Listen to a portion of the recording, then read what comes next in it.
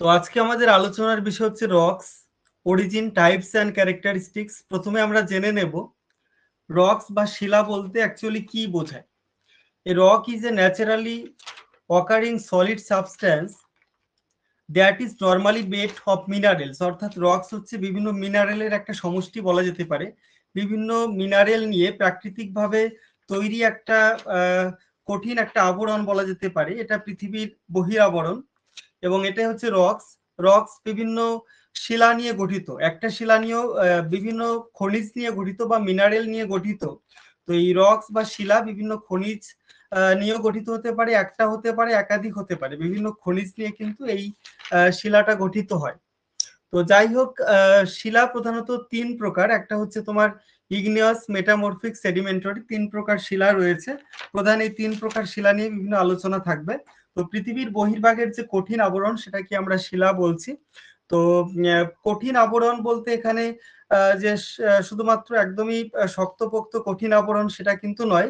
আমরা ব্যাপক অর্থে যদি শিলাকে বুঝি তাহলে আমরা বিভিন্ন কাকর, বালি, কাদা থেকে শুরু করে অত্যন্ত যে বিশালাকার পাথর খণ্ড, কঠিন পাথর, প্রস্তর সমস্ত কিছুই আমরা কিন্তু শিলা বলতে পারবো। তো যাই হোক, শিলা এক বা একাধিক খনিজ নিয়ে গঠিত। যেমন গ্রানাইট শিলাটা কোয়ার্টজ, ফেলসপার, মাইকা, হর্নবিল্ট এরকম চারটে খনিজ নিয়ে গঠিত।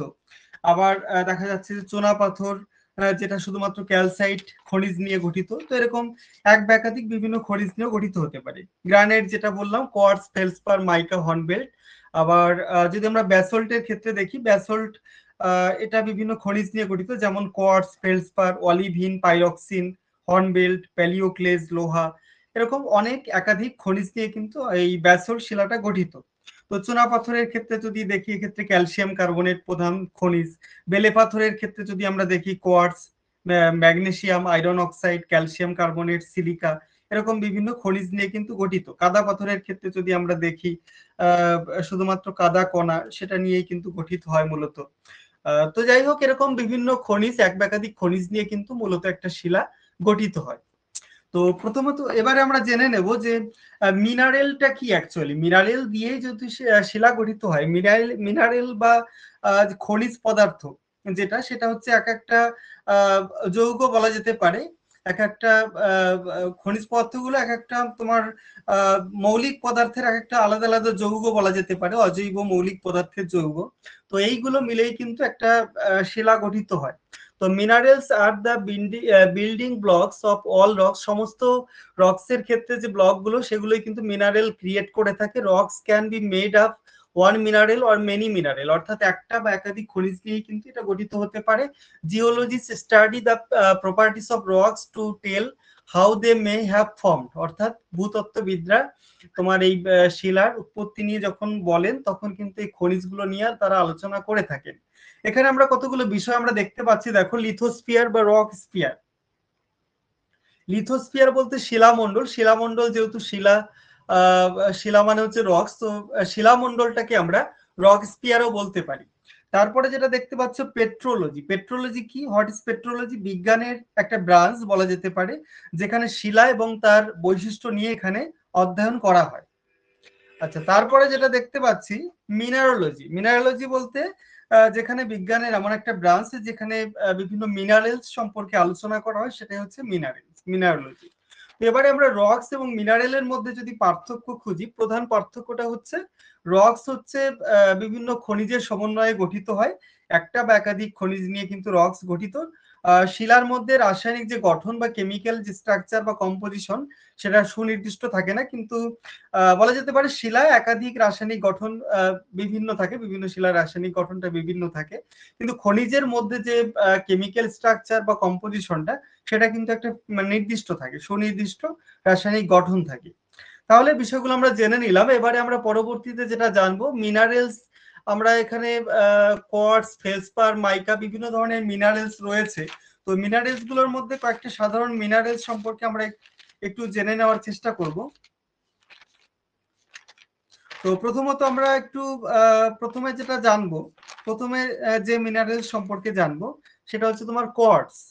কোয়ার্টজটা খুবই কঠিন, সাদা, ষড়ভুজাকৃতি, কেলাসাকার হয়। এটা মূলত গ্রাজুয়েশন লেভেলে প্র্যাকটিক্যালে আমরা বিভিন্ন রক মিনারেল আইডেন্টিফিকেশন করেছি, সেখানে আমরা কিন্তু বিষয়গুলো পড়েছি, তোমাদের নোটসে বিষয়গুলো দিয়ে দেবো। তো তার আগে আমরা এই কোয়ার্টজ, ফেলসপার, মাইকা সম্পর্কে সাধারণভাবে একটু অল্প বিস্তর ধারণা আমরা নিয়ে নেওয়ার চেষ্টা করব। কোয়ার্টজ যে ব্যাপারটা, এটা খুবই কঠিন, সাদা ষড়ভুজাকৃতি কেলাসাকার হয়, এবং মূলত কোয়ার্টজ, এই যে কোয়ার্টজ খনিজটা, এটা বিভিন্ন কাঁচ পাথর কাটার জন্য, তারপরে বিভিন্ন গয়না প্রস্তুতির ক্ষেত্রেও কিন্তু এটা ব্যবহার করা হয়। তারপরে আমরা দেখতে পাচ্ছি যে ছবিটা, সেটা হচ্ছে ফেল্ডস্পারের ছবি। এটা আবার দুই ধরনের ফেল্ডস্পার হয়, সাদা রঙের টাইপের একটা হয়, একটা তোমার পিঙ্ক কালারের একটা হয়। তো হোয়াইট কালার যেটা রয়েছে প্যালিওক্লেস ফেল্ডস্পার, যেটা মূল যে কেমিক্যাল যে এলিমেন্ট সেটা হচ্ছে তোমার সোডিয়াম। আর যেটা পিঙ্ক কালারের হয় আর্থোক্লেস ফেল্ডস্পার, যেটার মেইন এলিমেন্ট হচ্ছে পটাশিয়াম। তো তারপরে আমরা দেখতে পাচ্ছি হচ্ছে তোমার মাইকা, মাইকা বা অভ্র। অভ্রটা আমরা সবাই কম বেশি পরিচিত। তো এটা চকচকে মসৃণ পাতলা হয়, খুবই ভঙ্গুর প্রকৃতির হয়। তো এটাও দুই ধরনের কালার বিশিষ্ট হয়, মোটামুটি সাদা রঙের যে মাস্কোভাইট, যেটা অভ্রের দুটো মেইন কালার, একটা হচ্ছে সাদা এবং একটা হচ্ছে কালো। হোয়াইট কালারের যেটা মাস্কোভাইট সেটা রয়েছে, এবং ব্ল্যাক কালারের যেটা বায়োটাইট, এটা দুটো কালারের হয়। তো এই অভ্রটা যদি কোনো শিলার মধ্যে থাকে, তাহলে সেই শিলার যে অংশগুলোতে অভ্র বা মাইকা থাকবে সেখানে একটুখানি চিকচিক করবে। আর এটা আমরা জানি সবাই যে তাপ এবং বিদ্যুতের কুপরিবাহী, অভ্রটা কিন্তু তাপ এবং বিদ্যুতের কুপরিবাহী। তো তার জন্য বিভিন্ন ইলেকট্রিক সরঞ্জাম তৈরির ক্ষেত্রেও কিন্তু এই মাইকাটা ইউজ করা হয়ে থাকে। তাহলে প্রতিমা সাজ, রং তৈরিতেও এটা ব্যবহার করা হয়। আর বিভিন্ন বিদ্যুতের সরঞ্জাম, যেটা যেহেতু এটা বৈদ্যুতিক মানে কুপরিবাহী আর কি, তো তার জন্য বিভিন্ন বৈদ্যুতিক সরঞ্জাম তৈরিতেও এটা ব্যবহৃত হতে পারে। তারপরে আমরা বিভিন্ন ধরনের যে খনিজগুলো আমরা দেখতে পাচ্ছি, দেখো খনিজগুলোর একটা কাঠিন্যের মাত্রা মানে রয়েছে। অর্থাৎ কোনো খনিজকে আমরা সহজেই দেখা যাবে যে আঁচড় কাটতে পারবো খনিজের উপরে, কোনো খনিজকে আমরা সহজে আঁচড় কাটতে পারবো না, বা সেটা খুবই শক্তপোক্ত টাইপের, কোনোটা ভঙ্গুর টাইপের। তো যাই হোক, খনিজের যে কাঠিন্যতা, সেই কাঠিন্যতার মাত্রাটাকে একটা মোহ স্কেল রয়েছে, মোহ স্কেল, এবং এই স্কেলে 10খানা ডিভিশন রয়েছে, 1 থেকে 10 অব্দি 10খানা ডিভিশন রয়েছে। এবং এই মোহ স্কেল অনুযায়ী সব থেকে কাঠিন্যতা বিশিষ্ট যে খনিজটা, সেটা হচ্ছে তোমার ডায়মন্ড বা হিরে। এবং সব থেকে কম কাঠিন্যতা যুক্ত যেটা রয়েছে সেটা হচ্ছে talc.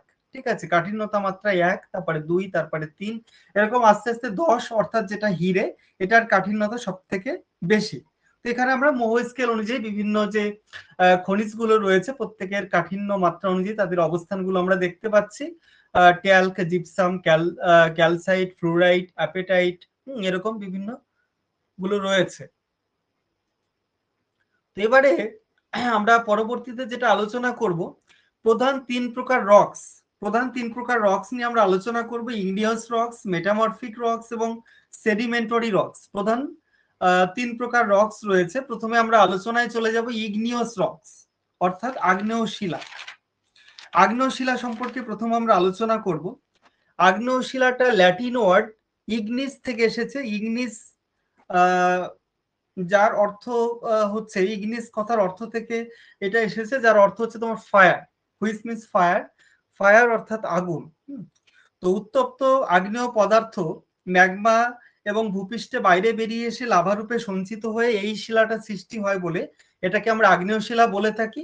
Igneous rocks come from magma inside of volcano, অর্থাৎ আগ্নেয়গিরির মধ্যে যে ম্যাগমা আসে এবং বাইরে বেরিয়ে আসলে যেটা লাভা হিসাবে আমরা গণ্য করি, এটাই হচ্ছে আগ্নেয় শিলা। তো 2 টাইপসের ইগনিয়াস রক্স রয়েছে, এটা আমরা পরবর্তীতে আলোচনা করব। এক্সট্রুসিভ, ইন্ট্রুসিভ, অর্থাৎ নিঃসারী উদ্বেদী আগ্নেয় শিলা রয়েছে। Some example of igneous rocks are obsidian, pumice, scoria, granite, এরকম বিভিন্ন আগ্নেয়শিলা রয়েছে। মূলত গ্রানাইট, ব্যাসল্ট, এটাকেই মেইন আগ্নেয়শিলা হিসাবে আমরা জানি। তো ইগনিয়াস রক্সের ক্ষেত্রে ল্যাটিন ওয়ার্ড ইগনাস থেকে এসেছে, যার অর্থ হচ্ছে ফায়ার। তো ভলকান মানে হচ্ছে তোমার আগ্নেয়গিরি, ভলকানিজম অর্থাৎ অগ্নুৎপাত। তো ভলকান যে ব্যাপারটা রয়েছে, ভলকান হচ্ছে তোমার অগ্নি দেবতা। ভলকান হচ্ছে অগ্নি দেবতা, রোমের অগ্নি দেবতা, গড অফ ফায়ার। তো তার নাম অনুসারে, তো আগেরকার রোমের যে অগ্নি দেবতা, তারা মনে করতেন যে আগ্নেয়গিরির মধ্য দিয়ে মনে হয় যে পৃথিবীর উত্তপ্ত গলিত লাভাগুলো কোনো এক দেবতা আমাদের পৃথিবীতে, আমাদের বাইরে পার্থিব জগতে ওটা প্রবেশ হয়, তো তার জন্য এরকম একটা নামকরণ করা হয়েছে। তো তার থেকে ভলকানিজম, ভলকানিসিটি, ভলকান, এরকম বিভিন্ন নামকরণগুলো পরবর্তীতে আসছে। তো যাই হোক, ইগনিয়াস রক্স বলতে আমরা বুঝবো আগ্নেয় শিলা, different names of igneous rocks, অর্থাৎ আগ্নেয় শিলার বিভিন্ন নাম রয়েছে। ফার্স্ট যেটা আমরা দেখতে পাচ্ছি প্রাইমারি রক্স, অর্থাৎ প্রাথমিক শিলা। প্রাথমিক শিলা বা আদি শিলা বলা হয় কারণ পৃথিবী সৃষ্টির আদি লগ্নে এই শিলাটা ফার্স্ট এটা সৃষ্টি হয়েছিল, তার জন্য এটাকে আমরা প্রাইমারি রক্স বলতে পারি। আর এই প্রাইমারি রক্স, ইগনিয়াস রক্স এর মধ্যে কোনো স্টার্টার বা কোনো স্তর থাকে না বলে এটাকে আমরা আনস্ট্রাটিফাইড রক্স বা অস্তরীভূত শিলা বলে থাকি। তো যাই হোক, আগ্নেয় শিলার যে শ্রেণী বিভাগ ক্লাসিফিকেশন করবে according to origin, according to origin, igneous rocks are two types: extrusive rocks and intrusive rocks. extrusive rocks যেটা রয়েছে যেটাকে আমরা বলছি নিঃসারী শিলা। তো নিঃসারী শিলা যখন ভূগর্ভস্থ উত্তপ্ত গলিত পদার্থ বা ম্যাগমাগুলো যখন আগ্নেয়গিরির জ্বালামুখ বা কোনো ভূত্বকের কোনো ফাটল দিয়ে যখন বাইরে বেরিয়ে আসে, তখন কিন্তু ঠান্ডা হয়ে এই শিলাটা সৃষ্টি হয়। তো এটাই হচ্ছে নিঃসারী আগ্নেয় শিলা। তো এগুলোর এক্সাম্পল রয়েছে তোমার ব্যাসল্ট, রায়োলাইট, অ্যান্ডেসাইট, এরকম বিভিন্ন এক্সাম্পল গুলো রয়েছে। তো এটা আবার দুটো ভাগ রয়েছে, লাভা রক এবং পাইরোক্লাস্টিক রক। লাভা রক বলতে ভূপৃষ্ঠে পুরোপুরি বাইরে বেরিয়ে এসে লাভা রূপে সঞ্চিত হবে, বাইরে বাতাসের সংস্পর্শে সেটা ঠান্ডা হবে, শীতল হবে, জমাট বাঁধবে, এইভাবেই শিলাটা সৃষ্টি হবে। তো এটা হচ্ছে লাভা শিলা, যেমন ধরো ব্যাসল্ট শিলা। তারপরে যেটা পাইরোক্লাস্টিক রক রয়েছে, যেটা আগ্নেয়গিরি অগ্নুৎপাতের সময়, আগ্নেয়গিরির সময় ছিদ্রপথে যখন বাইরে নির্গত হয় তখন সেখানে কঠিন কিছু পদার্থ যেমন লাভা, সিন্ডার, ভস্ম এগুলো বাইরে বেরিয়ে আসে। তো এভাবেই কিন্তু এই ধরনের একটা পাইরোক্লাস্টিক শিলা গঠন হয়, যেমন ধরো তুফ বা বলা যেতে পারে তুফ বা টাপ, এটা ইংলিশে এরকমই বলা হচ্ছে। তো যাই হোক, তারপরে ইন্ট্রুসিভ রক্স যেটা রয়েছে, অর্থাৎ উদ্বেদী আগ্নেয় শিলা, এটা বাইরে বেরিয়ে না আসে, ভূ অভ্যন্তরে কোনো একটা জায়গায় এটা সঞ্চিত হয়। তো এটার আবার দুটো ভাগ রয়েছে, প্লুটোনিক রক এবং একটা হচ্ছে হাইপাবেসল রক। প্লুটোনিক বলতে পাতালিক শিলা, এটা ভূগর্ভের মধ্যে দুটোই হচ্ছে। পাতালিক বলতে একদমই ভূ অভ্যন্তরে অত্যন্ত গভীরে যেটা হচ্ছে সেটা হচ্ছে প্লুটোনিক। প্লুটোনিক মানে এটা গ্রিক পুরাণে পাতালের দেবতাকে প্লুটো বলা হতো গ্রিক পুরাণে। তো তার জন্য পাতালের দেবতা প্লুটো যেহেতু, তো তার জন্য এরকম একটা নামকরণ করা হয়েছে, পাতালিক শিলাকে প্লুটোনিক রক্স বলা হচ্ছে। তো এগুলোর মধ্যে এক্সাম্পল রয়েছে গ্রানাইট, গ্যাব্রো, পেরিডোরাইট, এরকম এক্সাম্পল গুলো রয়েছে। তারপরে আমরা দেখতে পাচ্ছি হাইপাবেসেল রক্স। হাইপাবেসেল রক্সটা এটা পাতালিকের মতো অত গভীরে থাকে না, একটুখানি উপরের দিকে থাকে এটা। তো এটা ভূগর্ভের একদম গভীরে সৃষ্টি না হয়, মোটামুটি গভীরে সৃষ্টি হয়। তো এই ধরনের এক্সাম্পল গুলো রয়েছে তোমার ডোলেরাইট, পরফাইরি, এটসেট্রা। তারপরে আমরা classification according to chemical composition, মানে অ্যাকর্ডিং বেস করে যদি আমরা শ্রেণী বিভাগ করি, তাহলে আগ্নেয় শিলা হচ্ছে 4 প্রকার। কি কি? একটা হচ্ছে অ্যাসিডিক রক, নাম শুনেই বুঝতে পারছো, আম্লিক শিলা, যেটা অম্লত্ব বেশি থাকবে, যেখানে ক্ষারীয় অক্সাইড কম থাকবে। আমরা দেখতে পাচ্ছি এখানে এই পার্সেন্টেজ গুলো তোমরা মনে রাখার চেষ্টা করবে। অ্যাসিডিক রকের ক্ষেত্রে সিলিকা 65% এবং ক্ষারীয় অক্সাইড যেটা 35%। বেসিক রক্স বা ক্ষারীয় শিলার ক্ষেত্রে ক্ষারীয় অক্সাইডটা অত্যন্ত বেশি পরিমাণে থাকবে, 55% ক্ষারীয় অক্সাইড, এবং সিলিকার পরিমাণ থাকবে 45%। তারপরে যেটা রয়েছে ইন্টারমিডিয়েট রক্স, অর্থাৎ মধ্যবর্তী শিলা, যেখানে সিলিকা 55 থেকে 65% থাকবে এবং ক্ষারীয় অক্সাইড থাকবে 35 থেকে 45%। তারপরে আলট্রা বেসিক, যেটা অতি ক্ষারকীয় শিলা, এবং এখানে 55% যে ক্ষারীয় অক্সাইড ছিল বেসিক রক্সের ক্ষেত্রে, এই 55%এরও যদি বেশি হয়ে যায় কোনো কারণে ক্ষারীয় অক্সাইডটা, তাহলে সেটা আলট্রা বেসিক বলা হবে। সেক্ষেত্রে সিলিকার ভাগটাও কিন্তু মূলত কমতে থাকবে, অর্থাৎ 45% লেস দেন 45%। এবারে আমরা আগ্নেয় শিলা নিয়ে বিভিন্ন আলোচনা করলাম। প্রধান দুই প্রকার আগ্নেয় শিলা রয়েছে, গ্রানাইট, ব্যাসল্ট, আরো বিভিন্ন শিলাগুলো রয়েছে, এগুলো আমরা আলোচনা করলাম। এবারে আমরা পরবর্তী যে শিলা টাইপস রয়েছে, অর্থাৎ সেডিমেন্টারি রক্স, সেডিমেন্টারি রক্স নিয়ে আমরা আলোচনা করব। Sedimentary rocks can be formed from many different way. এটা ফর্ম হতে পারে, sedimentary rocks are worn down the wind or rain, and are washed downstream where they settle at the bottom rivers, lakes, ocean। অর্থাৎ বিভিন্ন যে নদী, সাগর, মহাসাগর এগুলো রয়েছে, এগুলোতে সেডিমেন্ট হচ্ছে এবং পরবর্তী ক্ষেত্রে ভূ অভ্যন্তরস্থ তাপ এবং ভূপৃষ্ঠের উপরে যে চাপ পরবর্তী ক্ষেত্রে কিন্তু একটা পাললিক শিলায় কনভার্ট হয়ে যাচ্ছে। এখানে আমরা বিভিন্ন সেডিমেন্টারি রকস এর ক্ষেত্রে আমরা বিষয়গুলো দেখতে পারি। সেডিমেন্টারি রক সেডিমেন্ট, কথাটা সেডিমেন্টাম, সেডিমেন্টাম যে বিষয়টা রয়েছে, সেডিমেন্টাম কথাটি থেকে উৎপত্তি হয়েছে, সেডিমেন্ট কথাটিও এসেছে। তো যার অর্থ হচ্ছে তোমার সেটিং ডাউন। সেটিং ডাউন মানে হচ্ছে তোমার বলা যেতে পারে বাংলায় ধীরে সুস্থে থিতিয়ে পড়া, নিচের দিকে থিতিয়ে যাওয়া, এটাকে আমরা সেডিমেন্টাম বলতে পারি। তো সেডিমেন্টারি রকস এর ক্ষেত্রে যেহেতু তোমার সাগর, মহাসাগর, হ্রদের তলদেশে দীর্ঘকাল ধরে পলি সঞ্চিত হয়ে শিলাটা গঠিত হয়, তার জন্য এটাকে আমরা সেডিমেন্টারি রকস বলছি। এটা সৃষ্টি হওয়ার ক্ষেত্রে পলল রাশির উপরের যে ভারী জলভাগ এবং পলল রাশির চাপ তৈরি হয় এবং নিচের দিকে চাপ এবং তাপে এটা মূলত সৃষ্টি হয়। তো সেডিমেন্টারি রকস গুলোর মধ্যে বিভিন্ন রকস রয়েছে, যেমন বেলে পাথর, স্যান্ডস্টোন, কাদা পাথর বা শেল, চুনা পাথর, লাইমস্টোন, নুড়ি পাথর, সন্ধব লবণ, ডলোমাইট ইত্যাদি ইত্যাদি বিভিন্ন ধরনের সেডিমেন্টারি রকস রয়েছে। এবারে আমরা এই সেডিমেন্টারি রকস এর প্রধান প্রধান ফিচার্স কি রয়েছে এই বিষয়গুলো একটু দেখে নেওয়ার চেষ্টা করব। প্রথমত আমরা দেখতে পাচ্ছি এটা হচ্ছে স্ট্রাটিফাইড রক, অর্থাৎ এখানে বিভিন্ন স্তরীভূত শিলা বলা হচ্ছে, কারণ বিভিন্ন স্তর রয়েছে, বেডিং প্লেন রয়েছে, বেডিং বিভিন্ন বেড বা স্তর রয়েছে, প্রত্যেকটা বেডের মাঝখানে বেডিং প্লেন রয়েছে, স্তরায়ন তল রয়েছে।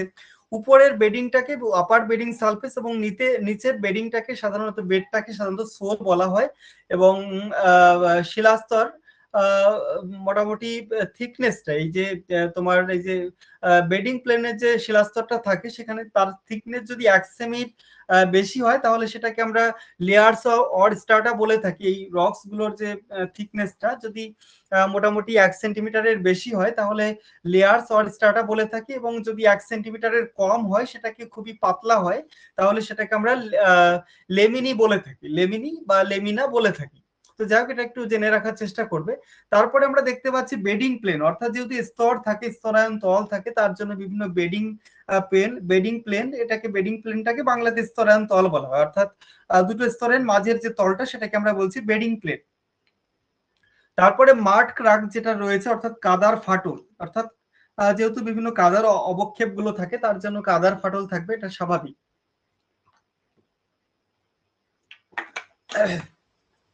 আচ্ছা, তারপরে যেটা আমরা দেখতে পাচ্ছি ওয়েভ সাইন, অর্থাৎ তরঙ্গ চিহ্ন থাকে। যেহেতু সমুদ্র তরঙ্গের একটা কাজ থাকে এই সেডিমেন্টারি রকস জেনারেশনের ক্ষেত্রে, তো তার জন্য আমরা বলতে পারি একটা ওয়েভ সাইন অবশ্যই থাকবে। ফসিল অর্থাৎ পাললিক শিলায় জীবাশ্ম দেখা যায়, জীবাশ্ম সম্পর্কে একটু পরে আলোচনা করছি। পারমাবিলিটি রয়েছে, অর্থাৎ এর একটা প্রবেশতা রয়েছে। শিলার প্রবেশতা বলতে যেটা বোঝায়, শিলার মধ্যে তরল এবং গ্যাসীয় পদার্থ প্রবেশ করার যে ক্ষমতাটা, সাধারণত বেলে পাথরের প্রবেশতা সব থেকে বেশি হয়। প্রবেশতা যত বেশি হবে, ওয়াটার হোল্ডিং ক্যাপাসিটি বা জল ধারণ ক্ষমতা তত কিন্তু বেশি থাকবে। তারপরে যেটা রয়েছে পোরোসিটি, অর্থাৎ সছিদ্রতা। সছিদ্রতা মিন্স শিলার মধ্যে যে গ্যাপ গুলো থাকে সেই গ্যাপ এবং শিলার যে মোট ভলিউম বা আয়তন দুটোর মধ্যে যে রেশিও, সেটাকে আমরা বলছি যে পোরোসিটি বা সছিদ্রতা। তো সছিদ্রতা সাধারণত শিলার যে কণাগুলো বা দানাগুলো সেটা যদি খুবই সূক্ষ্ম সূক্ষ্ম হয় তাহলে সছিদ্রতা বা ছিদ্রের পরিমাণটাও বেশি থাকবে। সছিদ্রতা যত বেশি হবে তত জল ধারণ ক্ষমতা বাড়বে। আমরা যদি দেখি কাদা কণা, সেক্ষেত্রে সছিদ্রতার একটু বেশি হয়, ছিদ্রের পরিমাণটা বেশি হয়, এবং এখানে আমরা দেখতে পাচ্ছি কাদা কাদা পাথরের ক্ষেত্রে জল ধারণ ক্ষমতাটা বেশি। আবার বেলে পাথরের ক্ষেত্রে বালির যে কণাগুলো হয় ওটার কিন্তু আয়তনটা, বালির কণাগুলোর আয়তনটা, ব্যাসটা কিন্তু একটু বেশি থাকে, সেক্ষেত্রে যে ছিদ্রগুলো, ছিদ্রের সংখ্যাটা কিন্তু কম থাকে, সেক্ষেত্রে বলা যেতে পারে ওখানে জল ধারণ ক্ষমতাটা অনেকটা কমে যাবে বেলে মাটির ক্ষেত্রে বা বেলে পাথরের ক্ষেত্রে। তারপরে আমরা বিভিন্ন ধরনের সেডিমেন্টারি রকস এর কথা আমরা জানবো। জিপসাম, কংগ্লোমারেট, জিপসামটা অ্যাকচুয়ালি খনিজ, তারপরে কংগ্লোমারেট, শেল, স্যান্ডস্টোন, লাইমস্টোন, এগুলো বিভিন্ন ধরনের সেডিমেন্টারি রকস রয়েছে। ক্লাসিফিকেশন করব আমরা সেডিমেন্টারি রকস এর। সেডিমেন্টারি রকস এর ক্লাসিফিকেশন করলে আমরা প্রথমত দেখতে পাচ্ছি পাললিক শিলার ক্লাসিফিকেশন। প্রথমত আমরা দেখতে পাচ্ছি মেকানিক্যালি ফর্ম সেডিমেন্টারি রক অর্থাৎ যান্ত্রিকভাবে গঠিত পাললিক শিলা। যান্ত্রিকভাবে গঠিত বলতে এখানে বিভিন্ন ক্ষয়জাত পদার্থ থেকে যান্ত্রিক উপায়ে গঠিত হয়। এই পাললিক শিলাগুলির মধ্যে যে ভাগগুলো রয়েছে আমরা প্রথমত দেখতে পাচ্ছি রোডাসিয়া সেডিমেন্টারি রক অর্থাৎ প্রস্তরময় পাললিক শিলা। এটা মূলত এই যে প্রস্তর খণ্ডগুলো রয়েছে, প্রস্তর খণ্ডগুলোর যে ব্যাস এইটা কিন্তু 2 মিলিমিটারের বেশি থাকে, মোর দ্যান 2 মিলিমিটার। আর এটার এক্সাম্পল রয়েছে কংগ্লোমারেট ব্রেক্সিয়া। পরবর্তীতে যেটা রয়েছে দেখো, তারপরে যেটা রয়েছে অ্যারিনাসিয়া সেডিমেন্টারি রক, যেটা বালুকাময় পাললিক শিলা। বালুকাময় পাললিক শিলার বালির যে কণাগুলো সেটার যে ডায়ামিটার বা ব্যাস থাকে সেটা হচ্ছে 0.06 থেকে 2.0 মিলিমিটার, এবং এর এক্সাম্পল রয়েছে স্যান্ডস্টোন। তারপরে যেটা রয়েছে আর্জিলিয়াস সেডিমেন্টারি রক, যেটা কণাগুলো less than 0.06 মিলিমিটার, এর এক্সাম্পল রয়েছে শেল বা কাদা পাথর। তা যাই হোক, প্রধানত এই বেলে পাথর, কাদা পাথর, কংগ্লোমারেট বা ব্রেক্সিয়া বিভিন্ন ধরনের শিলাগুলো রয়েছে। তো কংগ্লোমারেটটা হচ্ছে এখানে তো দুটো বিষয় রয়েছে, কংগ্লোমারেট ব্রেক্সিয়া। কংগ্লোমারেটটা কি, নদী বা সমুদ্র তরঙ্গের দ্বারা পলির যে স্থলতর যে দানাগুলো অর্থাৎ গন্ডশিলা, নুড়ি, স্থূল বালি এগুলো নদীর তীরে সঞ্চিত হবে, এগুলোকে আমরা মূলত গ্রাভেল বা নুড়ি পাথর সমন্বিত যে শিলা এটাকে আমরা কংগ্লোমারেট বলছি। আর নদী সমুদ্র তীরে যে কৌণিক যে শিলাখণ্ড রয়েছে, এই কৌণিক শিলাখণ্ড বা কোন বিশিষ্ট শিলাখণ্ড দ্বারা গঠিত যে শিলাগুলো এগুলোকে আমরা ব্রেক্সিয়া বলে থাকি। এবারে আমরা দেখতে পাচ্ছি কেমিক্যালি ফর্ম সেডিমেন্টারি রক অর্থাৎ রাসায়নিক উপায়ে যে শিলাগুলো রয়েছে। রাসায়নিক উপায় বলতে বিভিন্ন রাসায়নিক কেমিক্যাল রিঅ্যাকশনের মাধ্যমে শিলাগুলো গঠিত হয়। যেমন চুনাপাথরযুক্ত অঞ্চলে আমরা যদি দেখি তাহলে আমরা দেখব যে H2CO3 অর্থাৎ কার্বনিক অ্যাসিড, এই কার্বনিক অ্যাসিডটা চুনাপাথর বা ক্যালসিয়াম কার্বনেটের সঙ্গে যখন বিক্রিয়া করে তখন ক্যালসিয়াম বাইকার্বনেটে পরিণত হয়, এবং পরবর্তী ক্ষেত্রে চুনাপাথরযুক্ত কাস্ট অঞ্চলে বিভিন্ন ধরনের স্টালাকটাইট, স্টালাকমাইটের মতো বিভিন্ন ধরনের ল্যান্ডফর্ম গুলো ক্রিয়েট হয়, এটা সবাই আমরা জানি। তো এখানে আমরা কেমিক্যালি ফর্ম সেডিমেন্টারি রকসের যে টাইপস গুলো রয়েছে আমরা একটু জেনে রাখার চেষ্টা করব। মেইনলি আমরা আমাদের এমসিকিউ কোশ্চেনের ক্ষেত্রে মেইনলি এক্সাম্পল গুলো পরীক্ষাতে দিয়ে দেয়, সুতরাং আমরা এক্সাম্পল গুলো এবং কোনটা কি জাতীয় সেগুলো একটু জেনে রাখার চেষ্টা করব। প্রথমত আমরা দেখতে পাচ্ছি কার্বনেট জাতীয় যেটা রয়েছে ডলোমাইট এক্সাম্পল, সালফেট জাতীয় এক্সাম্পল রয়েছে জিপসাম, ক্লোরাইড জাতীয় খনিজ লবণ, সিলিকেট জাতীয় তোমার চার্জ জাসপার, ফ্লিন্ট এরকম রয়েছে। লৌহ জাতীয় যেটা রয়েছে সিডেরাইট, হেমাটাইট, লিমোনাইট, এগুলো লৌহ জাতীয়। তারপরে বোরেট জাতীয় অর্থাৎ বোরিক অ্যাসিড বিশিষ্ট এখানে রয়েছে বোরাক্স, কার্বনাইট, কলেমেনাইট, এগুলো একটু নামগুলো মনে রাখার চেষ্টা করবে। নাইট্রেট জাতীয় যেটা রয়েছে সোডা নাইটার, সল্টপিটার, এরকম বিভিন্ন রয়েছে। এবার আমরা অর্গানিক্যালি ফর্ম সেডিমেন্টারি রক অর্থাৎ জৈবিক উপায়ে যে সেডিমেন্টারি রকস গুলো গঠিত হয়, বিশেষত সামুদ্রিক প্রাণী এবং উদ্ভিদের যে দেহাবশেষ বা জীবাশ্ম ধীরে ধীরে সমুদ্রের নিচে যখন স্তরে স্তরে জমে যায় তখন কঠিন হয়ে জৈবিক পাললিক শিলা গঠন করে। তো এগুলোর মধ্যে যে ডিফাইন টাইপস গুলো রয়েছে, প্রথমত আমরা দেখব যে ক্যালকেরিয়াস বা চুনময় যে পাললিক শিলা, এক্সাম্পল হচ্ছে চুনা পাথর, লাইমস্টোন, তোমার কার্বনেসিয়াস অর্থাৎ কার্বনময় যে পাললিক শিলা যেটা রয়েছে বিটুমিনাস কয়লা, বিভিন্ন ধরনের কয়লা হচ্ছে কার্বনময়, বিটুমিনাস কয়লাতে কার্বনের পরিমাণটা বেশি থাকে, তার জন্য এটা এক্সাম্পলে লেখা হয়েছে।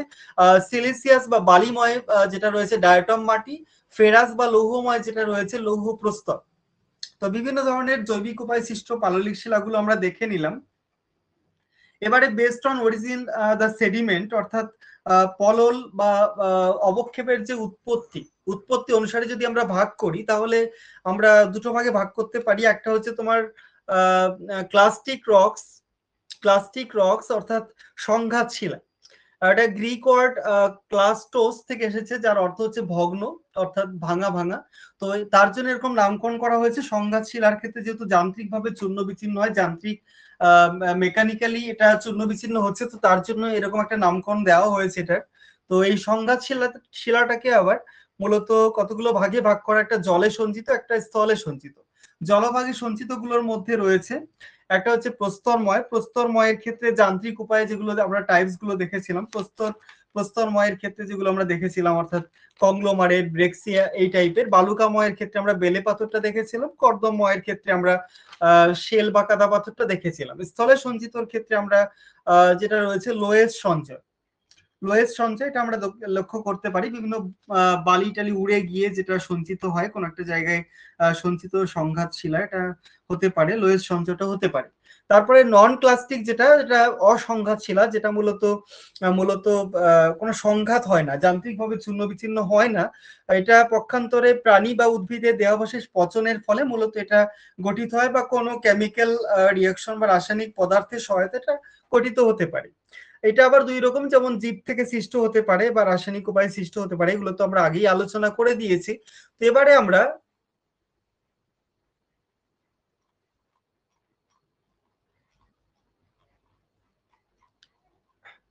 আচ্ছা, এখানে পিডিএফ একটু আগে দেওয়া হয়ে গেছে বিষয়টা। এটা রূপান্তরিত শিলার বিভিন্ন টাইপস গুলো রয়েছে।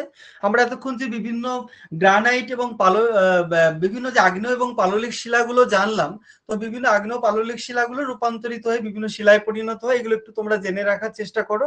গ্রানাইট শিলা রূপান্তরিত হয়ে নিস হয়, ব্যাসল্ট শিলা অ্যাম্ফিবোলাইট হয়, গ্যাব্রো শিলা সার্পেন্টাইন হয়। তারপরে যেটা রয়েছে কাদা পাথর, গ্রানাইট শিলাটা হচ্ছে তোমার আগ্নেয় শিলা, ব্যাসল্ট শিলাও আগ্নেয় শিলা, গ্যাব্রোটাও হচ্ছে আগ্নেয় শিলা, এটা সার্পেন্টাইন হয়। কাদা পাথরটা পাললিক শিলা, এটা স্লেটে পরিণত হয় রূপান্তরিত হয়ে। বেলে পাথরটা সেডিমেন্টারি রক্স, এটা পরিণত হয়ে কোয়ার্টজাইট হয়। লাইমস্টোনটা সেডিমেন্টারি রক, পরিবর্তিত হয়ে মার্বেল হয়। তারপরে পিট কয়লা যেটা, এটা গ্রাফাইট হয়। স্লেটটা ফিলাইট হয়, ফিলাইট থেকে আবার সিস্ট হয়, অ্যাম্ফিবোলাইট থেকে গ্রানুলাইট হয়। অর্থাৎ এই যে স্লেট থেকে স্লেট হচ্ছে স্লেট থেকে তোমার কাদা পাথর থেকে রূপান্তরিত হয়ে মূলত স্লেট তৈরি হয়, স্লেট থেকে ফিলাইট হয়। ফিলাইটটা বলা যেতে পারে পুনঃরূপান্তরিত হচ্ছে, এবং ফিলাইটের ক্ষেত্রেও ফিলাইট থেকে যে সিস্ট, এটাও আমরা পুনঃরূপান্তরের একটা উদাহরণ দেখতে পাচ্ছি। অ্যাম্ফিবোলাইট যেটা, অ্যাম্ফিবোলাইট থেকে আবার গ্রানুলাইট হচ্ছে। অ্যাম্ফিবোলাইটটা আমরা দেখেছিলাম যে ব্যাসল্ট শিলা, ব্যাসল্ট একটা ইগনিয়াস রক, যেটা মেটামরফোসিজমের মাধ্যমে যেটা তোমার অ্যাম্ফিবোলাইটে কনভার্ট হয়ে যাচ্ছে, পরবর্তী ক্ষেত্রে অ্যাম্ফিবোলাইটটা পুনঃ রূপান্তরের মাধ্যমে এটা গ্রানুলাইটে কনভার্ট হয়ে যাচ্ছে। তো এখানে আমরা ফসিল যেটা দেখতে পাচ্ছি, ফসিলটা মূলত সেডিমেন্টারি রক্সের ক্ষেত্রে সৃষ্টি হয়। এক কথায় প্রস্তরীভূত যে জীবদেহ, সেটাকে আমরা ফসিল বলতে পারি।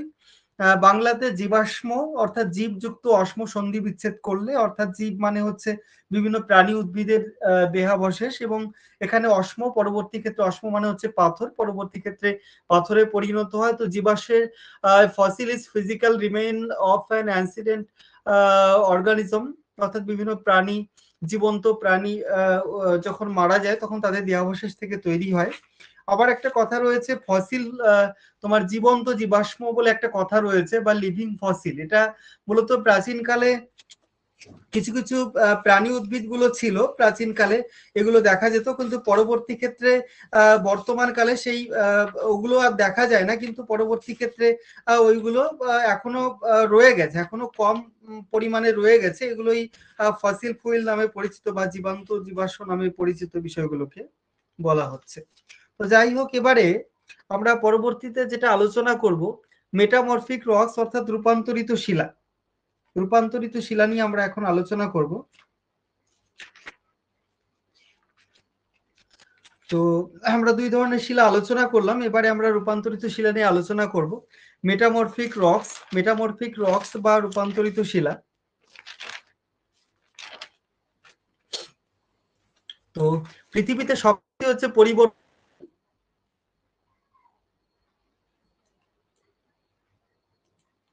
পৃথিবীতে সবকিছুই পরিবর্তনশীল। তো পরিবর্তন পরিবেশে বিভিন্ন ভারসাম্য পাওয়ার জন্য বিভিন্ন শিলার রূপান্তর হচ্ছে। তো এই শিলার রূপান্তরের বিভিন্ন প্রক্রিয়াগুলো রয়েছে, আমরা একটু দেখে নেওয়ার চেষ্টা করব। বিভিন্ন এজেন্ট গুলো রয়েছে, একটা হচ্ছে হিট, তারপরে প্রেসার অ্যাক্টিভেটেড ফ্লো, অর্থাৎ বিভিন্ন ফ্যাক্টর বা এজেন্টের মাধ্যমে মূলত শিলার রূপান্তর ঘটছে। প্রথমত যেটা দেখতে পাচ্ছি হিট বা উত্তাপ, যেমন পৃথিবীর ক্রমবর্ধমান তাপে বলা যেতে পারে ভূগর্ভ অত্যন্ত উত্তপ্ত, ভূ আন্দোলনের ফলে ভূপৃষ্ঠের যে শিলারাশি ভূগর্ভে চাপা পড়ে যায়, এবং প্রচন্ড উত্তাপের ফলে শিলাগুলো পরিবর্তিত হয়ে রূপান্তরিত শিলায় পরিণত হয়, যেমন কয়লা থেকে গ্রাফাইট, বেলে পাথর থেকে কোয়ার্জাইট, এগুলো হয়। গ্রানিটাইজেশন বলে একটা প্রক্রিয়া রয়েছে, একটু বলে নিই। শুধুমাত্র তাপের প্রভাবে যখন শিলাটা, কোনো একটা শিলা গ্রানাইটে পরিণত হয়, সেই প্রক্রিয়াটাকে বলা হচ্ছে গ্রানিটাইজেশন। তারপরে প্রেসার যেটা রয়েছে, অর্থাৎ চাপের ফলে ভূপৃষ্ঠের উপরে যে শিলাস্তর, তার চাপের ফলে এই ধরনের হতে পারে। যেমন কাদা পাথর থেকে স্লেট হয়। প্রেসার অ্যাক্টিভেটেড ফ্লো, অর্থাৎ চাপ সংগঠিত চলনের ফলে যেমন স্লেট থেকে ফিলাইটে পরিণত হয়। কেমিক্যাল রিঅ্যাকশনের ফলে যেমন চুনাপাথর থেকে মার্বেল হয়। বিভিন্ন উদাহরণগুলো রয়েছে। তো এখানে আমরা মার্বেল হচ্ছে মেটামরফিক রকস এর একটা টাইপ বলা যেতে পারে। মার্বেল পাথরের তৈরি তাজমহল আমরা সবাই জানি। Marble is type of metamorphic rocks, it is formed limestone which is igneous rock, যেটা লাইমস্টোন বা চুনাপাথর থেকে এটা তৈরি হয়, পরিবর্তিত হয়ে বা রূপান্তরিত হয়ে। তাজমহল রয়েছে, এটা একটা এক্সাম্পল বলা যেতে পারে। এবং এই মার্বেল গুলোর রং সাদা, সবুজ, ধূসর, হলুদ, নীল বিভিন্ন ধরনের হয়ে থাকে। তো যাই হোক, মার্বেলটা দ্রুত ক্ষয়ে যায়, তাই অ্যাসিড মিশ্রিত জল যদি মার্বেলের সংস্পর্শে আসে তাহলে এটা অত্যন্ত ক্ষতিকর বলা যেতে পারে। তারপরে আমরা যেটা দেখব, ক্লাসিফিকেশন অফ মেটামরফিজম, অর্থাৎ রূপান্তরীকরণের যে ক্লাসিফিকেশনটা রয়েছে আমরা দেখব এখানে। প্রথমত যেটা রয়েছে, স্পর্শ সংযোগ রূপান্তর বা কন্ট্যাক্ট মেটামরফিজম, বা বলা যেতে পারে লোকাল মেটামরফিজম, অর্থাৎ স্থানীয় বা লোকাল বেসিসে যখন হয় সেটা হচ্ছে তোমার লোকাল মেটামরফিজম। তো কন্ট্যাক্ট বলা হচ্ছে, স্পর্শ সংযোগ বলা হচ্ছে কারণ ভূপৃষ্ঠের মূলত উত্তপ্ত তরল ম্যাগমা যেটা, সেটা উদ্গীরণের সময় তার প্রচন্ড তাপের সংস্পর্শে চারিপাশের শিলাগুলো কিন্তু রূপান্তরিত হয়ে যেতে পারে। তো তার জন্য এটাকে বলা হচ্ছে তোমার স্পর্শ সংযোগ রূপান্তর, বা এটাকে স্থানীয়ভাবে যেহেতু সংগঠিত হয় তার জন্য এটাকে লোকাল মেটামরফিজম বলা হচ্ছে এটাকে। তারপরে যেটা রয়েছে রিজিওনাল মেটামরফিজম, অর্থাৎ এটা যখন আঞ্চলিক স্তরে, অর্থাৎ একটা বিশাল এলাকা জুড়ে হবে, তখন সেটাকে বলা হচ্ছে রিজিওনাল মেটামরফিজম। এর এক্সাম্পল রয়েছে নিজ, স্লেট, ফিলাইট রয়েছে। ডাইনামিক মেটামরফিজম যেটা রয়েছে তোমার গতিশীল রূপান্তর, যখন উপরের শিলাস্তরের প্রচন্ড চাপে যখন নিচের শিলাটা নরম, পিচ্ছিল, গতিশীল টাইপের হয়ে যায়, তখন কিন্তু এই ধরনের একটা রূপান্তর ঘটে থাকে, যেটাকে আমরা বলছি গতিশীল রূপান্তর। তারপরে যেমন মাইলোনাইট ক্যাটাক্লাস্টিক শিলা এইভাবে রূপান্তরিত হয়, ডাইনামিক মেটামরফিজমে হয়। তারপরে যেটা রয়েছে থার্মাল মেটামরফিজম, অর্থাৎ তাপীয় রূপান্তর যেটা হয়, এটা মূলত তাপের প্রভাবে হয়, তাপের প্রভাবে রূপান্তরিত হয়ে যায়। যেমন কয়লা থেকে গ্রাফাইট, চুনাপাথর থেকে মার্বেল, এগুলো রয়েছে। চুনাপাথর থেকে মার্বেল যেটা হয় মূলত এটা রাসায়নিক প্রক্রিয়ার মাধ্যমে হয়, তাপের মাধ্যমে হয়। তারপরে রক সাইকেল যেটা আমরা জানি, অর্থাৎ শিলা চক্র, বিভিন্ন শিলায় যখন একটা শিলা থেকে অন্য শিলায় কনভার্ট হয়ে গিয়ে একটা শিলা সমন্বয় তৈরি হয়, সেটা হচ্ছে শিলা চক্র। The rock cycle is an ongoing process that never stop. এটা কিন্তু কখনো চক্রাকারে চলে, আবর্তিত হয়, কখনো কিন্তু এর শুরু বা শেষ বলে কিছু হয় না, ক্রমশ এটা আবর্তিত হচ্ছে, চলছে, রানিং অবস্থায় রয়েছে, এটা never stop. There are three types of rocks: igneous, metamorphic, and sedimentary. With melting, heat, pressure, and weathering, erosion, rocks change into different types of rock. আমরা জানি যে আদি প্রাথমিক শিলা হচ্ছে তোমার আগ্নেয় শিলা। আগ্নেয় শিলা থেকে পরবর্তীতে পাললিক শিলায় কনভার্ট হয়ে যায়, চূর্ণ বিচূর্ণ হয়ে নদী, সমুদ্র তলদেশে জমা হয়, পাললিক শিলায় কনভার্ট হয়ে যায়। পাললিক শিলা যেহেতু নদী, সমুদ্র, বিভিন্ন পলল রাশি সঞ্চিত হয়ে এটা তৈরি হয়, তার জন্য এটাকে আমরা প্রাপ্ত শিলাও বলে থাকি। আর পরবর্তী ক্ষেত্রে আগ্নেয় পাললিক শিলা বিভিন্ন চাপ তাপ রূপান্তরের মাধ্যমে এটা রূপান্তরিত শিলায় কনভার্ট হয়ে যায়, সেটা হচ্ছে তোমার মেটামরফিক রক। এভাবে বিভিন্ন কিন্তু শিলা একটা শিলা থেকে অন্য শিলায় কনভার্ট হয়ে যায়, বিষয়টা আমরা জানি। তো যাই হোক, এইভাবে বিভিন্ন রূপান্তরিত শিলায় কনভার্ট হয়ে যাচ্ছে। এইভাবে একটা শিলাচক্র কিন্তু এইভাবেই চলে, আগ্নেয় পাললিক শিলা রূপান্তরিত হয়ে এইভাবে শিলাচক্রটা মূলত এখানে দেখানো হয়েছে। তো শিলা থেকে এবারে আমরা বিভিন্ন মাটিগুলো সৃষ্টি হয়, মাটিটা কিভাবে সৃষ্টি হয় শিলা থেকে, এক শিলা থেকে আরেক শিলায় কিভাবে সৃষ্টি হয়, মাটি শিলা থেকে বিভিন্ন মাটিগুলো কিভাবে সৃষ্টি হয়, সেটা আমরা একটু জেনে রাখার চেষ্টা করব। মূলত যে বিভিন্ন রেগোলিথ যেটা সৃষ্টি হয়, শিলা চূর্ণ বিচূর্ণ হয়ে গিয়ে রেগোলিথ সৃষ্টি হয়, এবং রেগোলিথের সাথে বিভিন্ন জৈব অজৈব পদার্থগুলো মিশে গিয়ে পরবর্তী ক্ষেত্রে রেগোলিথ থেকে মাটি সৃষ্টি হয়। এটা আমরা মৃত্তিকা পড়ার সময় আমরা বিষয়গুলো জানি। তো যাই হোক, আমরা প্রধানত বিভিন্ন যে মাটিগুলো আমরা জানি, প্রধান যে টাইপস গুলো রয়েছে, এই টাইপস এর মাটিগুলো কিভাবে সৃষ্টি হয়, কোন শিলা থেকে সৃষ্টি হয়, বিষয়গুলো একটু জেনে রাখার চেষ্টা করব। প্রথমত আমরা যেটা দেখতে পাচ্ছি রেড সয়েল, অর্থাৎ লাল মাটি। লাল মাটি যেটা দেখতে পাচ্ছি, লাল মাটিটা মূলত গ্রানাইট শিলা গঠিত অঞ্চলে সৃষ্টি হয়। লাল মাটি এটা মূলত জৈব পদার্থের তুলনায় খনিজ পদার্থের পরিমাণটা বেশি থাকে, লোহার অক্সাইডটা বেশি থাকে, তার জন্য এই মাটিটা খুবই লাল টাইপের হয়। চাষের পক্ষে খুব বেশি ভালো না, এটা অনুর্বর হয় চাষের ক্ষেত্রে আর কি। তো ছোটনাগপুর মালভূমি অঞ্চলের যে মাটিটা, সেটা কিন্তু এই টাইপের মাটি বলা যেতে পারে। তারপরে আমরা দেখতে পাচ্ছি ব্ল্যাক সয়েল বা কালো মাটি বা কৃষ্ণ মৃত্তিকা। ব্যাসল্ট শিলা থেকে মূলত এই কালো মাটির সৃষ্টি হয়। এটা খুব সূক্ষ্ম সূক্ষ্ম কণাগুলো থাকে, তার জন্য এর ওয়াটার হোল্ডিং ক্যাপাসিটিটা অনেকটা বেশি হয়ে থাকে। মূলত চাষের পক্ষে, গম তুলো চাষের পক্ষে মাটিটা সব থেকে বেশি আইডিয়াল বলা যেতে পারে। ভারতের দাক্ষিণাত্য মালভূমি, যেটা ডেকান ট্রাপ অঞ্চলে কিন্তু এই ধরনের মাটিটা লক্ষ্য করা যায়, ব্ল্যাক সয়েল বা কৃষ্ণ মৃত্তিকা। তুলো চাষ বা কার্পাস চাষের পক্ষে খুবই উপযুক্ত একটা মাটি বলা চলে। তারপরে যেটা রয়েছে অ্যালুভিয়াল সয়েল বা যেটাকে আমরা বলছি পলি মাটি। পলি মাটিটা মূলত খনিজের কণাগুলো খুব সূক্ষ্ম সূক্ষ্ম অবস্থায় থাকে, বিশেষত নদী বায়ু দ্বারা পরিবাহিত হওয়ার জন্য যেখানে জমা হচ্ছে, সেখানে মূলত এই ধরনের পলি মাটিটা সৃষ্টি হয়। চাষের পক্ষে খুবই উপযুক্ত বলা চলে, সব থেকে বেশি উপযোগী এই মাটি। আমাদের ভারতবর্ষের উত্তরে যে সমভূমি অঞ্চল রয়েছে, সেখানে এই ধরনের মাটি লক্ষ্য করা যায়। তারপরে যেটা রয়েছে ল্যাটেরাইট সয়েল বা ল্যাটেরাইট মৃত্তিকা। ল্যাটেরাইটটা মূলত লোহা অ্যালুমিনিয়াম অক্সাইড যুক্ত মৃত্তিকা। এখানে ছোটনাগপুরে মেঘালয়ের মালভূমিতে এই ধরনের মাটিটা লক্ষ্য করা যায়। এটা মূলত অনুর্বর, সার প্রয়োগ করলে মূলত কিছু চাষবাস করা যায়। তারপরে ডিজার্ট সয়েল বা মরু অঞ্চলের মাটি, মরু অঞ্চলে বিশেষত বেলে মাটি, বা রাজস্থানের মরুভূমি অঞ্চলে মূলত বেলে মাটি টাইপের হয়, বালির কণা, বালির ভাগ এখানে বেশি থাকে, তোমরা সবাই জানো। তো তারপরে যেটা রয়েছে তোমার মাউন্টেন সয়েল বা পার্বত্য মৃত্তিকা। পার্বত্য মৃত্তিকা মূলত পাহাড়ি অঞ্চলে বড় বড় বোল্ডার, নুড়ি, কাকড় এগুলো নিয়ে এই ধরনের একটা মাটি তৈরি হয়। ভারতের হিমালয় পার্বত্য অঞ্চলে এই ধরনের মাটিটা সৃষ্টি হয় বলা চলে। তো এতক্ষণ আমরা শিলার বিভিন্ন টাইপস, শিলা থেকে কিভাবে মাটি সৃষ্টি হয়, রক সাইকেল কি, প্রত্যেকটা বিষয় সম্পর্কে আমরা জেনে নেওয়ার চেষ্টা করলাম। তো শিলা সম্পর্কিত আলোচনা মূলত শেষ হলো। তো এবারে আমরা শিলা সম্পর্কিত বিভিন্ন কোশ্চেন গুলো একটু সামনে নিয়ে হাজির হব, যেগুলো সবাই তোমরা দেখবে এবং অ্যান্সার দেওয়ার চেষ্টা করবে। তোমরা অ্যান্সার গুলো এতক্ষণ আলোচনা করলাম, আলোচনার মধ্য থেকে বেশিরভাগ অ্যান্সার তোমরা পেয়ে যাবে। যারা আলোচনাটা ঠিকঠাক করে শুনলে তারা অবশ্যই অ্যান্সার করতে পারবে। শিলাটা তো আমাদের অনেকদিন থেকে পড়া রয়েছে, অসুবিধা হবে না।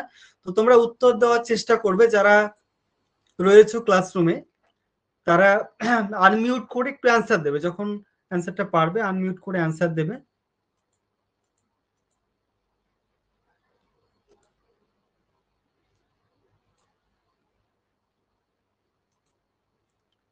আচ্ছা, প্রথমটা তো একদমই সহজ কোশ্চেন। প্রকৃতিতে প্রাপ্ত, সবাই কি দেখতে পাচ্ছ স্ক্রিনটা? একটু বলবে আমাকে প্রথমটার অ্যান্সার কি হবে, একটু বলবে। সি হবে স্যার, শিলা। অপশন সি হবে একদম সঠিক উত্তর। প্রকৃতিতে প্রাপ্ত এক বা একাধিক খনিজের সমসত্ব অসমসত্ব মিশ্রণ। আর এখানে সমসত্ব অসমসত্ব যে ব্যাপারটা রয়েছে, এটা একটু বুঝিয়ে দিই। সমসত্ব ব্যাপারটা হচ্ছে তোমার মানে সব জায়গায় সমান অনুপাতে থাকে, সেটা হচ্ছে সমসত্ব। আর বিভিন্ন জায়গায় বিভিন্ন অনুপাতে থাকলে সেটা হচ্ছে অসমসত্ব বলা হয়। তো যাই হোক, এটা হচ্ছে অ্যান্সার হবে শিলা। পরে যেটা রয়েছে প্রাথমিক শিলা বা আদি শিলা বলা হয়, কোনটাকে বলা হবে বলো? আগ্নেয় শিলা। একদম সঠিক উত্তর, আগ্নেয় শিলা। তারপরে যেটা রয়েছে একটা নিঃসারী আগ্নেয় শিলার উদাহরণ, কোনটা হবে বলো? একটা নিঃসারী আগ্নেয় শিলা, একদম সঠিক উত্তর, একটা নিঃসারী আগ্নেয় শিলা হচ্ছে ব্যাসল্ট শিলা। একটা পাতালিক উদ্বেদী শিলা অর্থাৎ প্লুটোনিক উদ্বেদী যে শিলাটা, পাতালিক উদ্বেদী শিলা, উত্তর হবে গ্রানাইট, অবশ্যই গ্রানাইট সঠিক অ্যান্সার। তারপরে যেটা রয়েছে একটা উপপাতালিক উদ্বেদী শিলা, এটা কি হবে অ্যান্সারটা? ডোলেরাইট। একদম সঠিক উত্তর, ডোলেরাইট। ডোলেরাইট হচ্ছে উপপাতালিক উদ্বেদী শিলা। আচ্ছা, তারপরে পরের কোশ্চেন আমরা চলে যাচ্ছি। গ্রানাইট ও ব্যাসল্ট শিলা গঠনকারী একটা সাধারণ খনিজ অর্থাৎ কমন খনিজ যেটা দিয়ে গ্রানাইট শিলাও গঠিত হয়, যেটা দিয়ে ব্যাসল্ট শিলাও গঠিত হয়, কোনটা হতে পারে এখানে? ফেলসপার। সঠিক উত্তর ফেলসপার। এখানে একটা বিষয় তোমাদের জানিয়ে দিই, এখানে হর্নবেলটাও কিন্তু উত্তর হবে, ফেলসপারটা উত্তর হবে, হর্নবেলটাও কিন্তু উত্তর হবে, কারণ গ্রানাইট শিলা আমরা দেখেছিলাম, গ্রানাইট শিলা হচ্ছে তোমার কোয়ার্টজ, ফেলসপার, মাইকা, হর্নবেল, চারটে দিয়ে কিন্তু মূলত গ্রানাইট শিলা গঠিত। আবার ব্যাসল্টের ক্ষেত্রে যদি খনিজগুলো আমরা বিশ্লেষণ করি, তাহলে ব্যাসল্ট শিলাটা কোয়ার্টজ, ফেলসপার, অলিভিন, পাইরক্সিন, হর্নবেল, প্যালিওক্লেজ, লোহা এবং বিভিন্নগুলো রয়েছে। সুতরাং এক্ষেত্রে হর্নবেল্ট যেটা রয়েছে, হর্নব্লেন্ড, তো এটা কিন্তু গ্রানাইট শিলাও রয়েছে, ব্যাসল্ট শিলাও রয়েছে, এটা একটু জেনে রাখবে, উত্তর দুটোই হবে এখানে। তারপরে যেটা রয়েছে, সিমেন্ট তৈরিতে লৌহ ইস্পাত শিল্প কাঁচামাল হিসাবে যেটা ব্যবহার করা হয়, কোনটা ব্যবহার করা হয়? চুনা পাথর। একদম সঠিক উত্তর হবে চুনা পাথর, 7 সি। তারপরে পরের কোশ্চেনে আমি চলে যাচ্ছি, কেলাস গঠন সাধারণত দেখা যায় কোন শিলায়? কেলাস গঠিত হবে দেখা যায় না স্যার। দেখা যায় না কোন শিলায়? আগ্নেয় শিলায় কি হবে, দেখা যাবে কি যাবে না? আগ্নেয় শিলায় দেখা যাবে না, আগ্নেয় শিলায় দেখা যাবে, ক্রিস্টাল দেখা যাবে আগ্নেয় শিলায়। রূপান্তরিত দেখা যাবে, পারলিক দেখা যাবে, রূপান্তরিতও দেখা যাবে, পুনরূপান্তরিত দেখা যাবে, তাহলে পাললিক শিলায় দেখা যাবে না। একদম সঠিক উত্তর, তাহলে সঠিক উত্তর হবে অপশন বি, পাললিক শিলা। তারপরের কোশ্চেনে আমি চলে যাচ্ছি, জীবাশ্ম অর্থাৎ ফসিল এবং স্তরায়ন দেখা যাবে কোন শিলা? এটা তো একদম সহজ উত্তর, কোন শিলা? পাললিক শিলা। আচ্ছা ঠিক আছে। তারপরে বেলে পাথরের রূপান্তরিত রূপ, সহজ অ্যান্সার হবে, কোনটা হবে? বেলে পাথর থেকে কোয়ার্টজাইট, একদম সঠিক উত্তর। স্লেট পাথরের রূপান্তরিত রূপটা কি হবে? ফিলাইট, একদম সঠিক উত্তর ফিলাইট। বেলে পাথর কোয়ার্টজাইটে বা চুনা পাথর মার্বেলে রূপান্তরিত, এটা কিসের প্রভাবে? চাপের ফলে, দ্রবণের ফলে, তাপের ফলে, অবঘর্ষের ফলে? তাপ। একদম সঠিক উত্তর, তাপের ফলে বেলে পাথর, কোয়ার্টজাইট, চুনা পাথর মার্বেলে রূপান্তরিত হয়। ভূত্বক গঠনকারী প্রধান খনিজটা কি? অলিভিন, মাইকা, ফেলসপার, পাইরক্সিন? ফেলসপার। একদম সঠিক উত্তর ফেলসপার। শিলার বিজ্ঞানসম্মত আলোচনাকে কি বলা হয়? পেট্রোলজি, অর্নিথোলজি? পেট্রোলজি। একদম সঠিক উত্তর। রূপান্তরিত শিলার বৈশিষ্ট্য, পত্রায়ন থাকে, পত্রায়ন তল যেটা ফলিয়েশন প্লেন, এটা অবশ্যই রূপান্তরিত শিলার বৈশিষ্ট্য। পুনঃকেলাসন অর্থাৎ রিক্রিস্টালাইজেশন হচ্ছে, এটাও সঠিক, সবকটাই হবে, শিলাচিরও দেখা যায়। আচ্ছা, তারপরে গোলাকার ভূমিরূপ সৃষ্টি হয় কোন শিলায় হবে? গ্রানাইট শিলায় গোলাকার ভূমিরূপ দেখা যায়। চ্যাপ্টা আকারের ভূমিরূপ দেখা যায় কোন শিলায়? Mainly basalt. কাস্ট জাতীয় ভূমিরূপ পরিলক্ষিত হয় কোন শিলায়? চুনা পাথর। ইনসেল বা স্টোয়ার ব্যাথলিট দেখা যায় কোন শিলায়? বলো। গ্রানাইট। না, এটা গ্রানাইট শিলায়। চুনা পাথর যুক্ত অঞ্চলে তো বিভিন্ন যে কাস্ট ভূমিরূপ গুলো ওইগুলো দেখা যায়, এটা হবে গ্রানাইট শিলা। আচ্ছা, তারপরে যেটা রয়েছে দেখো, এটি এটা 29 হলো। আচ্ছা, 30-এ চলে যাচ্ছি আমি। আচ্ছা, একটি অপত্রায়িত নন ফোলিয়েটেড রূপান্তরিত শিলা কোনটা হবে? মানে যেখানে ফোলিয়েশন প্লেন গুলো দেখা যায় না। ফোলিয়েশন প্লেন বলতে একটু বলে নি তোমাদের, ওই পাতলা পাতলা স্তর থাকে। হ্যাঁ, কোনটা হবে বলো? মার্বেল। একদম সঠিক উত্তর মার্বেল। মার্বেলটা এতটাই শক্তপোক্ত ভাবে জমাট বাঁধে যেখানে কোনো পত্রায়ন তল থাকে না। তারপরে যেটা বলছে তোমার বিভিন্ন শিলার আন্তর আবর্তনকে কি বলে? এটা তো সহজ কোশ্চেন, কি হবে? শিলাচক্র।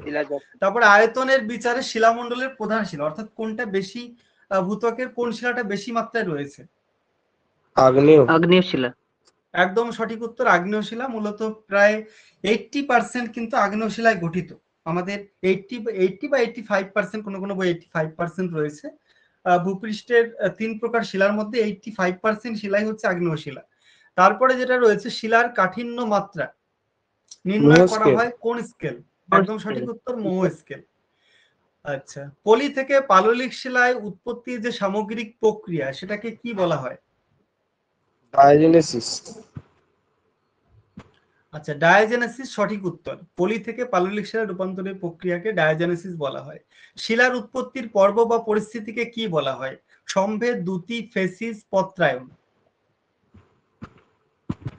ফেসিজ। একদম সঠিক উত্তর, ফেসিস। তারপরে যেটা রয়েছে, একটি পুনরূপান্তরের উদাহরণ। ব্যাসল্ট থেকে অ্যাম্ফিবোলাইট, কয়লা গ্রাফাইট, চুনাপাথর মার্বেল, ফিলাইট থেকে সিস্ট। একদম সঠিক উত্তর, ফিলাইট থেকে সিস্ট। তারপরে দেখো, একটি আর্জিলাসিয়াস পাললিক শিলা। গ্রিট। আর্জিলাসিয়াস গ্রিট। গ্রিট বললে তাই তো? আর্জিলাসিয়াস বলতে কি বোঝাচ্ছে বলতে পারবে? স্যার, যেগুলো বিভিন্ন রকম জৈব ও রাসায়নিক সংমিশ্রণে তৈরি হয়। না, সেটা না। আর্জিলাসিয়াস যেটা বলছে, এটা হচ্ছে বাংলায় হচ্ছে কর্দমময় শিলা। একদম বাংলাটা বুঝলে এটা পারা যাবে। কর্দমময় মানে কাদা থাকে। কাদার ভাগ কোনটায় থাকে? কাদা পাথর কোনটা এখানে? শেল। শেল মানে সেল তো কাদা সেল। পাথর। তাহলে এইটার বাংলা যদি আমি জানতে পারি আর্জিলাসিয়াস মানে কি, অর্থাৎ কর্দমময় পাললিক শিলা, আমি যে ডিটেলস নোটটা দেব, মানে পাশাপাশি ইংলিশ টার্মগুলো তোমাদের দেখে নিতে হবে পাশে, নাহলে অনেক সময় চেনা কোশ্চেন অচেনা হয়ে যাবে। তো যাই হোক, আর্জিলাসিয়াস মানে হচ্ছে কর্দমময় পাললিক শিলা, অবশ্যই শেল হবে সঠিক অ্যান্সার। একটা অসংঘাত পাললিক শিলা কোনটা হবে?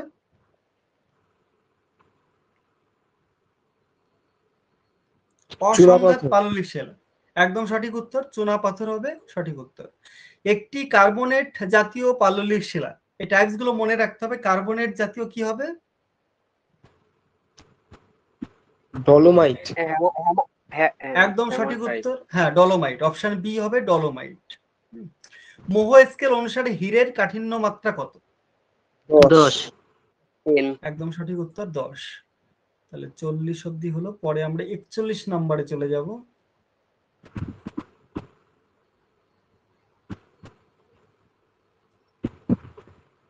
আচ্ছা, 41 আমরা দেখতে পাচ্ছি একটি অতি ক্ষারকীয় পাতালিক শিলা। অতি ক্ষারকীয়। Basalt, peridotite. Dolerite, granite, peridotite. একদম সঠিক উত্তর, পেরিডোটাইট। পেরিডোটাইট। একদম। কোন শিলা যখন সম্পূর্ণ কেলাস দিয়ে তৈরি হয় সেটাকে কি বলা হয়? হলো ক্রিস্টালিন, প্যালিও ক্রিস্টালিন, নিও ক্রিস্টালিন, ফ্রি ক্রিস্টালিন। হলো ক্রিস্টালিন। এটা সঠিক উত্তর হবে হলো ক্রিস্টালিন। তারপরে যেটা রয়েছে, শিলার মধ্যেকার শূন্যস্থান, শিলার মোট আয়তনের যে অনুপাত, সেটাকে কি বলা হয়? সচ্ছিদ্রতা। অর্থাৎ হ্যাঁ, পোরোসিটি যে ব্যাপারটা, শিলার সচ্ছিদ্রতা। আর প্রবেশতা বলতে তো জানোই, মানে জল বায়ু প্রবেশের যে ক্ষমতা শিলার মধ্যে। একটি সালফেট জাতীয় পাললিক শিলা কি হবে? জিপসাম। সালফেট, এটা হবে জিপসাম। গ্রানাইটে যে খনিজ পদার্থ উপস্থিত থাকার জন্য চিকচিক করে, কোনটা থাকার জন্য?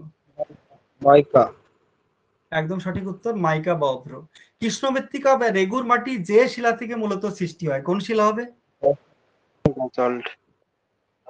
ব্যাসল্ট শিলা। একটি জৈবিক উপায়ে সৃষ্টি পাললিক শিলা কোনটা হতে পারে? জিপসাম, চুনাপাথর, কংগ্লোমারেট, গ্রিট। কংগ্লোমারেট। একটি জৈবিক উপায়ে সৃষ্ট পাললিক শিলা। কংগ্লোমারেটটা কি জৈবিক উপায় হয়? কংগ্লোমারেট হবে। গ্রিটটা হবে না? না, এটা জৈবিক উপায়। এটা চুনাপাথরটাই হবে। বিভিন্ন মানে সামুদ্রিক উদ্ভিদ, মানে প্রাণীগুলো আর কি, শামুক, ঝিনুক, তাই না, চুনাপাথরটা তৈরি হয়। এটা চুনাপাথরই হবে। আচ্ছা আচ্ছা। তারপরে যেটা রয়েছে, অগাইটটায় রূপান্তরিত হয়ে কি হয়? হর্নব্লেন্ড হয়। একটি ম্যাফিক আগ্নেয়শিলা। ম্যাফিক টার্মটা কারো জানা আছে? থাকলে একটু জানাও তো, ম্যাফিক কাকে বলে? ম্যাফিক মানে ক্ষারকীয়। ম্যাফিক মানে ক্ষারকীয়, ঠিকই বলেছো। সিলিকাটা কম থাকে মূলত। ম্যাগনেসিয়াম, আয়রন, হ্যাঁ, ম্যাগনেসিয়াম, লোহার পরিমাণটা বেশি থাকবে, সিলিকা কম থাকবে, সেটা হচ্ছে ম্যাফিক। এটা মূলত গাঢ় রঙের হয়, যেমন ব্যাসল্ট, গ্যাব্রো, ডায়োরাইট, এগুলো হচ্ছে তোমার এই ম্যাফিক শিলা। হ্যাঁ, এটা যেহেতু তোমার ব্যাসল্ট টাইপের এই শিলা, ব্যাসল্টটা যেহেতু মহাসাগরীয় ভূত্বক গঠন করে, সুতরাং মহাসাগরীয় ভূত্বকের মধ্যে এটা একটা প্রশ্ন আসতে পারে যে মহাসাগরীয় ভূত্বকে ম্যাফিক না ফেলসিক কোনটা থাকে, তাহলে উত্তর হবে কিন্তু ম্যাফিক। তো ম্যাফিক আগ্নেয়শিলা কোনটা হবে এখানে, তাহলে ব্যাসল্ট, রায়োলাইট, গ্রানাইট, অবসিডিয়াম। একদম সঠিক উত্তর ব্যাসল্ট। তারপর একদম সঠিক উত্তর। তারপরে 49 হলো, 50-এ চলে যাচ্ছি। একটি ফেলসিক আগ্নেয়শিলা, ফেলসিকটা হচ্ছে ম্যাফিকের ঠিক উল্টো। ফেলসিকটা তোমার ম্যাগনেসিয়াম আয়রনটা কম থাকবে, সিলিকা বেশি থাকবে। একদম সঠিক উত্তর গ্রানাইট। তাহলে এটা একটু মনে রাখবে, গ্রানাইট হচ্ছে ফেলসিক আর ব্যাসল্ট হচ্ছে তোমার ম্যাফিক। তো গ্রানাইট ছাড়াও রায়োলাইট, এর আগে যেটা আমরা দেখেছিলাম রায়োলাইট, ওন্ডোসাইট, এগুলো হচ্ছে তোমার এই ফেলসিক টাইপের। আর ম্যাফিকের মধ্যে রয়েছে ব্যাসিল্ট, গ্যাব্রো, ডায়োরাইট, তোমার ডায়োরাইট, এগুলো রয়েছে। তো যাই হোক, এবারে ম্যাফিক আগ্নেয়শিলায় একটা সহজ কোশ্চেন দেখো, আলোচনা করলাম এখন। ম্যাফিক আগ্নেয়শিলায় কোনটা বেশি থাকে? সিলিকা কম থাকে। সিলিকা কম থাকে, এখানে সঠিক উত্তর হবে সিলিকা কম থাকে। আচ্ছা, এবারে ফেলসিক আগ্নেয়শিলায় কি হবে সঠিক অ্যান্সার? ফেলসিকে স্যার সিলিকা বেশি থাকে। অবশ্যই এই সিলিকা দিয়ে উত্তর হয়েছে দুটোই, এটা সিলিকা কম থাকে, এটা সিলিকা বেশি থাকে। আচ্ছা, বিভিন্ন শিলা গঠনকারী প্রধান খনিজ কোনটি?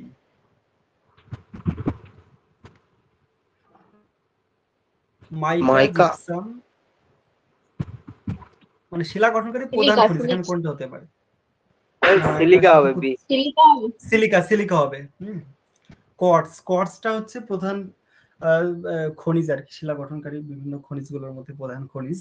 তো যাই হোক, এতক্ষণ আমরা বিভিন্ন কোশ্চেন নিয়ে আলোচনা করলাম। তো আজকের আলোচনা এবং বিভিন্ন কোশ্চেন মোটামুটি বুঝতে পেরেছো কিনা একটু জানাবে। তো আমি যে প্রসেসে ক্লাসগুলো নিচ্ছি, মানে পরীক্ষাগুলো নিচ্ছি, কারো কোনো যদি অসুবিধা হয় বা কিভাবে আরো ডেভেলপ করা যেতে পারে, কারো কোনো মানে যদি কিছু মনে হয় যে এইটা করলে আরো একটু বেটার হয়, তাহলে একটু আমাকে জানাতে পারো। এখন ক্লাসরুমে যারা রয়েছে একটুখানি জানাবে, তাহলে সেইভাবে পরের ক্লাসে চেষ্টা করবো হয়তো।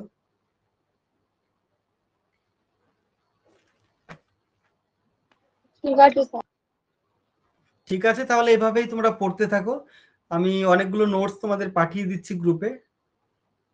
ঠিক আছে, পরের দিন আবার সামনে যেদিন ক্লাস আছে সেদিনই আবার পরীক্ষার লিংক দিয়ে দেবো। আর পরীক্ষার যেহেতু তোমাদের পরীক্ষা দিতে একটু টাইম লাগছে, মানে একটু বেশি দেরিতে তোমরা পরীক্ষাটা দিচ্ছ, তার জন্য একটু বেশিক্ষণ লিংকটা রেখে দেবো, পরে পাবলিশ করবো রাতের দিকে। ঠিক আছে, অসুবিধা নেই।